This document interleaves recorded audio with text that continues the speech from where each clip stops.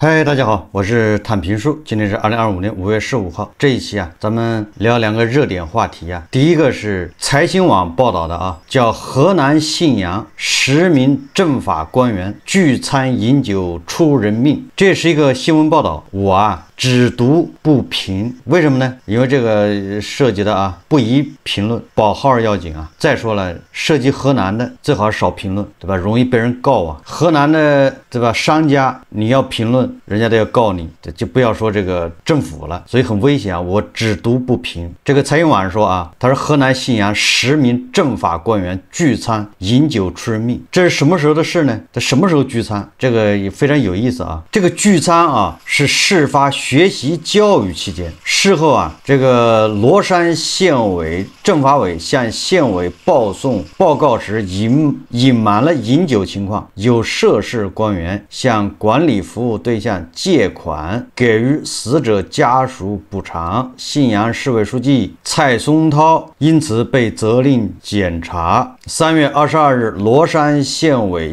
常委、政法委书记李献林组织可能影响公正执行公务的宴请。信阳市委政法委常务副书记叶金广、罗山县委政法委副书记夏雨等9人参加。夏雨饮酒后于当日死亡。这个是财新网报道的财新网说再有官员因吃喝问题闹出人命。5月13日，就是前天新华社发布消息称，日前中央层面深入贯彻中央8项规定精神学习教育工作专班，中央纪委办公厅公开通报，河南省信阳市罗山县10名官员在学习教育期间违规吃喝，严重违反中央8项规定精神问题。说新华社此前报道称2025年全国两会后至7月开展深入贯彻8项规定精神学习教育。实际上这是，对吧，在社团内部召开这个学习教育。那么3月12号，这个上级政府工作领导小组就召开会议，研究部署学习教育工作。3月22号，也就是10天以后罗山县委常委、政法委书记李献林就在这个学习教育工作期间组织可能影响公正执行公务的宴请。涉及到谁呢？信阳市委政法委常务副书记叶金广、罗山县委政法委副书记夏雨等9人参加。这个夏雨饮酒后于当日死亡。为了掩盖违规饮酒1人死亡的事实，李献林等5人筹集资金，给予死者家属补偿。李献林还向管理服务对象借款。李献林是罗山县政法委书记，向管理服务对象，这个说的比较隐晦向他借款，那不就是换种说法，就是这个钱让管理服务对象出钱。财新网报道这到底是怎么回事呢？财新网说根据通报，3月21日，信阳市罗山县委、县委政法委先后召开深入贯彻中央8项规定精神学习教育部署会，李献林参加上述2个会议。次日中午，也就是3月22号，你看3月21号开会就是学习这个8项规定的精神。第二天呢，这个学习有了成果，思想有了这个提升，所以大家聚会喝个酒庆祝一下，我应该这么理解值得祝贺所以这个罗山县委政法委的书记这个李献林应该是他是为了庆祝这个会议成功，他就组织谁呢？组织他的上级政府，就是信阳市政法委常务副书记，这不是他的上级吗？叶金广。信阳市纪委驻市委政法委纪检组3级调研员林志友，信阳市政法委督察督办科4级调研员鲍倩，平安创建科科长张玉。这是作为罗山县政法委书记李献林，他先请自己上级单位，都是一个口子的都是政法委这个口子，政法口的，然后自己的下属就是罗山县的这个政法口的人。你看这个李献林是承上启下下面是请了谁呢？罗山县检察院检察长段薇薇，罗山县公安局政委汪海洋，罗山县公安局的政委汪海洋呢，本来是不在邀请之列的，对吧？他是邀请一把手啊。你看罗山县检察院检察长段薇薇，按理他是邀请罗山县公安局局长，但是啊，那个局长有事没来，所以他委托公安局政委汪海洋参加。这是领导组织的聚会，你不去不给面子啊。公安局局长李超啊没能参加，那陪同参加的还有谁呢？那就是罗山县政法委的副书记，他有几个副书记呢？一个叫黄嘉诚的，一个叫方建斌，一个叫夏雨，就3个副书记作陪，对吧？书记请客，上请新阳市政法口的这些主管领导，下请罗山县的这些政法口的领导。这里面啊，我比较疑惑，就是这个罗山县法院的院长没有参加，是没有邀请呢，还是忘了？这不太清楚啊，因为这个财经网他也没报道，我只是有这个疑问呢。按理来说啊，政法委书记请客，你请了这个检察长、公安局局长，那法院院长那必须要请呢，他们是一套啊，都归政法委管。然后这个通报说啊，李献林、林志友、段薇薇、汪海洋、夏雨这5个人啊，共饮用4瓶白酒，一人饮酒后于当日下午死亡，那就是夏雨啊，那个政法委副书记，当天下午就死了。这里面又有一个疑问啊，就是我不太理解啊，他明明是10个人喝酒，就是他请了这个信阳市政法委常务副书记叶金广，信阳市纪委驻市委政法委的那个纪检组组长啊，这个3级调研员林志友，什么抱歉张玉，他不是10个人参加喝酒吗？为什么通报里面只说啊李献林、林志友、段薇薇、汪海洋、夏雨这5个人喝了4瓶白酒？那是不是说那另外还有5个人他没喝酒，对吧？人家喝饮料的，喝可乐。另外啊，我再说一下，这个喝过酒的人都知道啊，你是官场上面5个人喝4瓶酒根本就不多啊，一个人才8两呢，8两不要说官场了啊，你就是那个黄淮海啊，那创业园区啊，那人喝酒都是1斤起步啊，对吧？你说皖北、豫东，对吧？山东、苏北，那人喝白酒1斤那不是起步吗？你这5个人喝4瓶酒8两，就有一个人就喝死了，这个显然好像更像是一个意外啊。而且要大家知道，这个政法口的那喝酒恐怕也是常事啊，要不然不可能，对吧？这个正是学习期间呢，他们就喝酒，恐怕也是稀松平常的很啊。所以说这个罗山县副书记啊，政法委副书记夏雨啊，当天下午死亡，恐怕也是个意外，这个突发情况。那出了这个事情怎么办呢？罗山县委政法委向县委啊立即报告，但是他报告的时候，他隐瞒了死亡的原因，说是喝酒之后死的，恐怕说是突发什么状况啊，就牺牲在工作岗位上。然后这个罗山县委书记啊叫于国芳，你说一个县就这么大，下面主要干部在一起聚餐，县委书记能不知道吗？县委书记接到这个政法委报告之后啊，他明知这里面有问题，但是没有向上级组织报告，也就是他恐怕也想把这事压下来。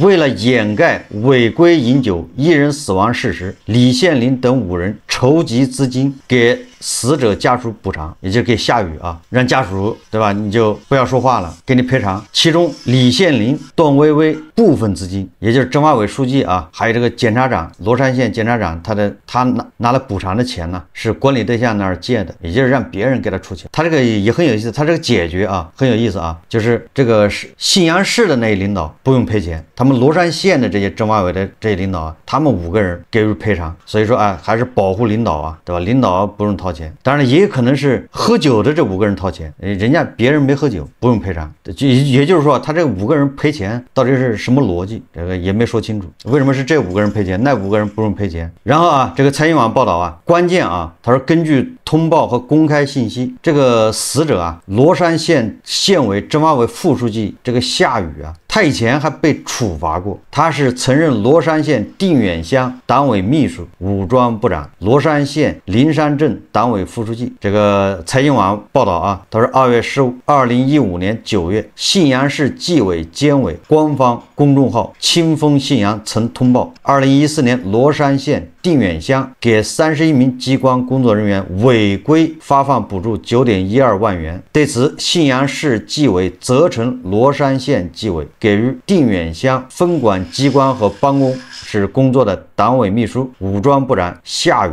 行政警告处分，对该乡党委书记李伟东诫勉谈话，向帮子成员清退收回违规发放补助，责令乡党委政府写出深刻检查。你看啊，就这个死者夏雨啊，他以前还被处罚过，然后现在呢，在这个教育学习期间饮酒，这个一啊是叫顶风作案，这不是顶风作案吗？二是叫屡教不改，没有敬畏之心呢。这以前被处罚过，像这种官员，按理来说以后应该小心谨慎、小心翼翼啊，结果不啊，他还顶风作案，结果把自己喝嘎了，你说这叫什么事？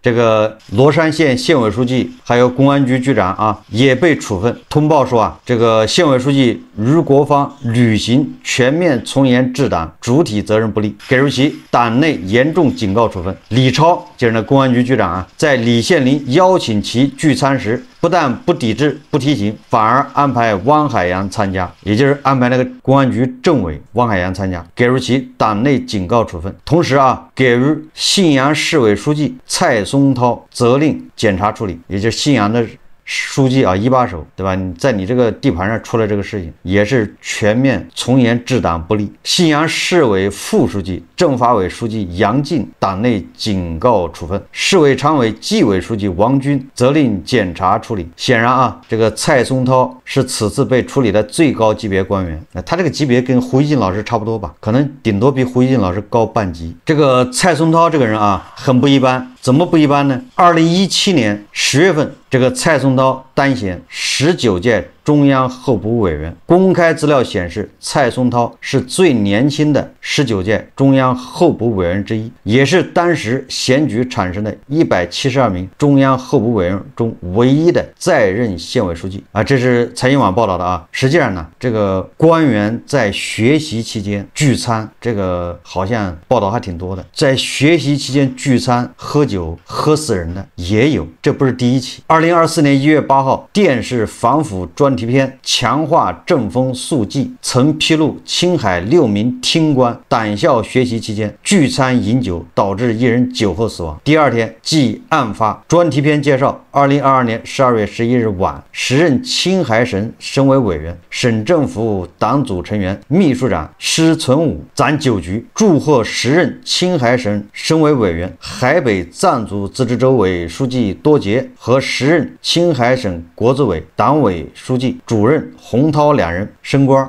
就这两个人呢，已经被确定为拟提拔考察对象，这也是在学习期间啊。这个财经网报道啊说，2022年12月12日清早，青海省党校学员宿舍宁静被砸门呼救声打破。时任省委委员、省农业农村厅党组书记、厅长李清川心脏病发作难受，他睡觉前呢将房门反锁，急急忙忙打不开，听到砸门呼救的工作人员赶来，从外面将锁拆掉，将当时已经神志不清的李清川送往了医院。而这个李清川呢，被送往医院，没有第一时间交代自己和他人的问题。根据这个专题片，时任青海省委委员、秘书长施存武则因为醉酒酣睡不醒，缺席了上午本应该参加的重要会议。时任省委委员、海北藏族自治州州委书记多杰则整天踪影全无，直到下午结业典礼，也就是党校啊毕业典礼都没有出现。晚上退房卡时仍未退房，服务员觉得很奇怪，就去敲门，也敲不开。等着把房门打开时，多杰已经去世了。这个酒局啊，就是秘书长施存武攒的传的酒局啊，目的就是祝贺多杰和洪涛两人高升。专题片介绍啊，说施存武啊，利用职权要求省政府机关食堂专门做了好几道菜。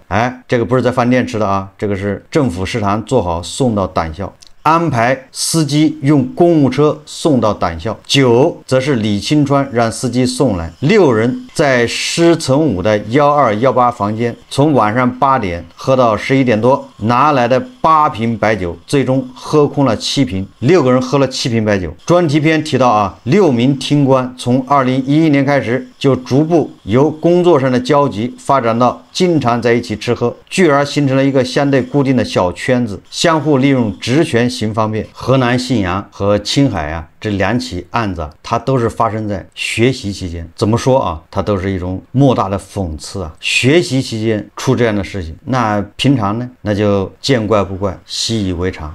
别的不说啊，首先他们这个吃的菜、喝的酒，甚至啊用来赔偿的钱都不需要自己花，要么是大头的钱，要么是对吧？他服务管理对象的钱，有人买单。哎，你说他拿自己的钱吃喝，我觉得多少能说得过去，对吧？我自己的工资，我下班了，我吃吃喝喝，哎，也能理解吧？人嘛，总得放纵一下。但是你看啊，他这是明显是公款吃喝，连赔偿金都让别人出。那别人为什么出赔偿金呢？那还不是可以从大头得到好处吗？他的服务管理对象给他出钱，给检察长出钱，给这个政法委书记出钱，这是不是就意味着有多少司法不公的事情要发生啊？否则人家凭什么给你钱呢？替你擦屁股啊？一定有交换呢。这种事情什么时候能杜绝呢？为什么这种事情对吧？你22年有青海出了事之后还做成了电视专题片，在那个黄金时间呢就播出，央视都要播的，而且还组织各级大小官员看呢。那为什么看了这个没效果呢？就这个啊，值得思考啊。我们再看一则新闻啊，这个新闻也很有意思，说有网友发现啊，就是1个月前啊，有一名博主他发了个视频啊，他说啊，他在自驾西藏墨脱途中遇到了海南牌照的医疗救护车拉警报器开道旅游。该博主说啊，当日车流量较大，出狱时各车均主动避让该救护车。事后发现该车辆在景点停留拍照，后续继续拉响警报器。大家看视频啊。是当时我们打算去制止他这个违法行为，提前录了一段证据啊，他前面已经响了半个多小时了，在我们后面。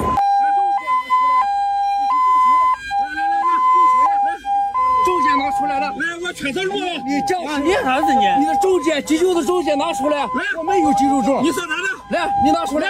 你拿出来。我们是把警笛关了。把警笛关了。你的工作不想干了？把警笛给我关了啊！谁让你乱用警笛的？啊？谁让你乱用警笛？我想问一下，不是参与急救的，你没有资格拉警笛，对不对？要不要报警处理？啊？干什么？啊！我把机会交过来。啊！来，报警！什么查拉警笛？报警啊！你合不合规？把证件拿回来。我们是正经救援，你没有拉伤人，你不能去按警笛。我问你去救谁？你去救谁？你归公安机关管，不归你管，好吧？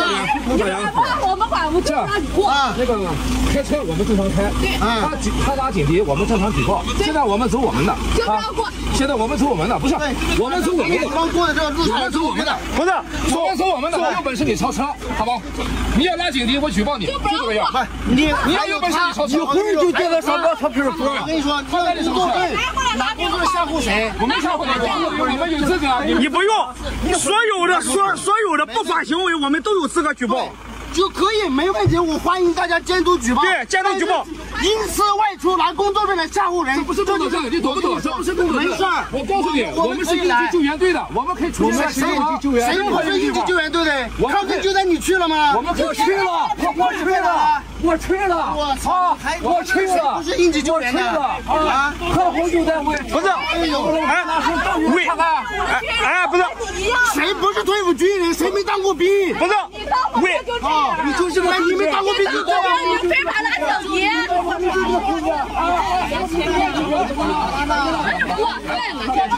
第一个哈，我们继续往前。经纬航空医疗急救站，400-120-999，这是个什么救护车？琼 B。让你边站着，车就走。啊，走吧，先走。注意安全。我们配合帽子叔叔，把他截停在快进入县城的一个摩托公路上，现在已经现场查获。来，我们听听刚才他猖狂的说什么。归公安机关管，不归你管。这就是穿着短裙去干急救吗？大家有见过这种急救的服装吗？